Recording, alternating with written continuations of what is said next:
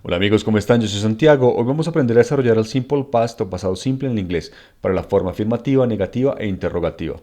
Entonces, el pasado simple en el inglés lo vamos a utilizar para acciones que comenzaron y terminaron en el pasado. Actions that began and finished in the past. Acciones que no solamente comenzaron, sino que también terminaron en el pasado. Es decir, todo lo que ya pasó. Un ejemplo concreto, he played football last week. Él jugó fútbol la semana pasada. La acción de jugar fútbol comenzó y terminó en el pasado. Para aprender a desarrollar el pasado simple en el inglés tenemos que tener en cuenta la diferencia entre la forma afirmativa con respecto a las formas negativas e interrogativa. Comencemos entonces con la forma afirmativa. En la forma afirmativa hay dos cosas que tenemos que recordar. Primero, la utilización obligatoria de los llamados verbos regulares y irregulares y la no utilización del auxiliar did. Entonces comencemos con esto de los verbos regulares y irregulares.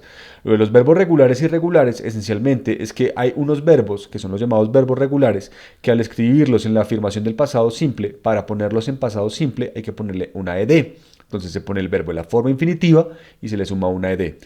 Play, de jugar, ed, played, jugó. Chew, de masticar, chewed, masticó. Lie, de mentir, como ya termina en e, basta con ponerle una d. Lied, mintió. Y luego están todos los otros verbos, los irregulares, los que para escribirlos en la afirmación del pasado simple no hay que poner, no hay una regla que sigamos, sino que nos tenemos que aprender de memoria. Por ejemplo, burn de quemar queda burned, quemó. Eat de comer queda ate, comió. Draw de dibujar queda drew, dibujó. Lo que yo recomiendo es pedir a Google una lista de unos 20 verbos regulares muy comunes y una lista de unos 20 verbos irregulares muy comunes y aprenderlos de memoria. Es la mejor posibilidad. Ahora, ya con esto tenemos las herramientas para desarrollar afirmaciones en pasado simple. Entonces, es sujeto más el verbo en pasado simple más el complemento. En la parte de arriba tengo una frase con un verbo regular y abajo una frase con un verbo irregular, pero la estructura es exactamente la misma. Ejemplo, you played football last week. Usted jugó fútbol la semana pasada. O para cualquier sujeto es la misma estructura. Con este run de acá, RAN, que significa corrió, es la forma en pasado de run, RUN. La estructura es exactamente la misma para cualquier sujeto. Por ejemplo, we ran at the park last week. Nosotros corrimos en el parque la semana pasada.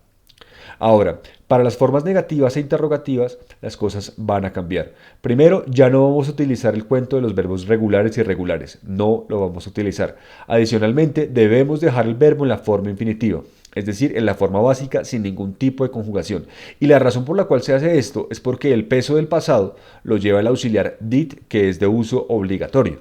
Entonces, este auxiliar did, que es la forma en pasado del verbo do, se usa de manera obligatoria en la negación y la interrogación para cualquier sujeto. I, you, he, she, it, we, they, María, Carlos, Colombia o lo que sea. Ya con esto podemos desarrollar negaciones en pasado simple, siguiendo esta estructura. El sujeto, luego el did, luego el not, luego el verbo en la forma infinitiva y luego el complemento. Por ejemplo, you did not play football last week. Usted no jugó fútbol la semana pasada.